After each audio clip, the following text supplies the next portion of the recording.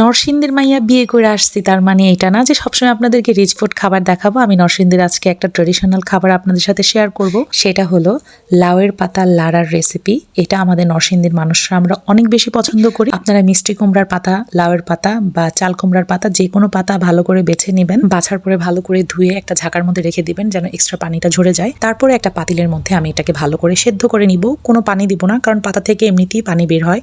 এটা আপনারা পাটায় বেটে নিতে পারেন। আমি ব্লেন্ডারের জারে এটা বেটে, যেহেতু আমার হাতে সময় খুব কম ছিল, পাটায় বেটে নিলে জিনিসটা বেশি ভালো হয়, আমরা সবাই জানি। তারপরে আমরা যেভাবে শাক রান্না করি, বেশি করে পেঁয়াজ, শুকনা মরিচ, কাঁচামরিচ আর অবশ্যই রসুন থেতো করে নিয়েছি। থেতো করে দিতে হবে বা আপনারা কুচি করে দিতে পারেন।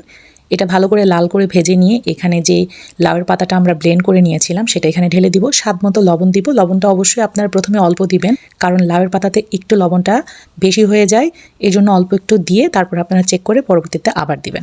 অনেস্টলি আপনারা যদি এই লাড়াটা ট্রাই না করে থাকেন, অবশ্যই কিন্তু আমার রেসিপিটা দেখে একবার হলেও ট্রাই করবেন।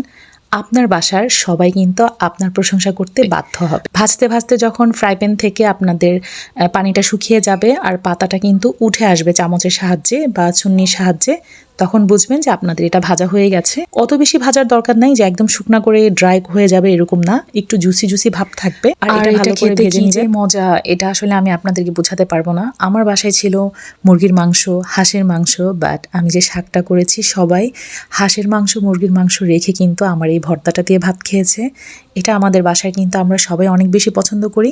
আমার বাসায়, আমি নরসিংদীর বলে যে নরসিংদীর খাবার নওগাঁর মানুষ পছন্দ করবে না তা না, আমার শ্বশুরও কিন্তু আমাদের ওই এলাকার। আর এই খাবারটা খেতে আমাদের বাসার প্রত্যেকটা মানুষ অসম্ভব পছন্দ করে। তো সবাই ট্রাই করে অবশ্যই কিন্তু আমাকে জানাবেন যে আপনারা এই ভর্তাটা ট্রাই করেছেন। লাউয়ের পাতা কিন্তু সচরাচর সবার বাসাতেই থাকে, তো অবশ্যই ট্রাই করবেন। আপনাদের কাছে একটা আমার রিকোয়েস্ট থাকলো।